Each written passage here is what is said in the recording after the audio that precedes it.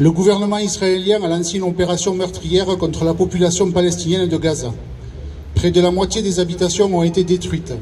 Les hôpitaux, les écoles sont visées. Un véritable effondrement humanitaire est en cours.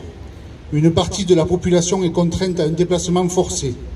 Des milliers de femmes, d'hommes, d'enfants périssent sous les bombes. C'est un massacre de masse, ce sont des crimes de guerre.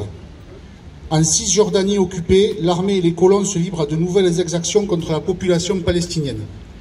Les odieux actes terroristes du Hamas du 7 octobre ne les justifient en rien. Benjamin Netanyahou et les autres responsables devront en répondre devant la Cour pénale internationale. Rien n'a été fait depuis 3 semaines pour stopper l'engrenage des tueries.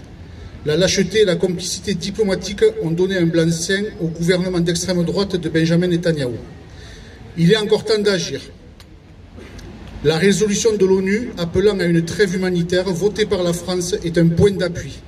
La déclaration du président de la République lors de la conférence du 9 novembre affirmant la nécessité d'œuvrer à un cessez-le-feu est un premier pas qui doit se traduire maintenant par des actes concrets. Nous exigeons donc un cessez-le-feu immédiat avec la fin des bombardements et du déplacement forcé de la population et le retrait de l'armée israélienne de Gaza, la libération des otages, la mise en place d'un corridor humanitaire pour acheminer les produits de première nécessité, la protection de toutes les personnes civiles, quelle que soit leur nationalité, la cessation de l'exportation d'armes en direction de l'État d'Israël et la suspension de l'accord d'association qui lie celui-ci à l'Union européenne tant que le droit international sera bafoué. Une initiative diplomatique de la France pour une paix juste et durable sur la base des résolutions de l'ONU, en particulier la résolution numéro 242 du Conseil de sécurité des Nations Unies de 1967, exigeant le retrait des forces armées israéliennes des territoires occupés.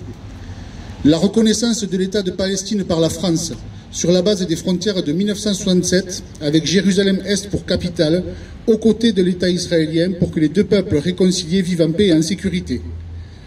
Le PCF 65 appelle donc à participer aux rassemblements qui se tiennent dans toute la France sur la base de cet appel, avec l'ensemble des forces progressistes qui se battent pour la paix et la justice. Je vous remercie.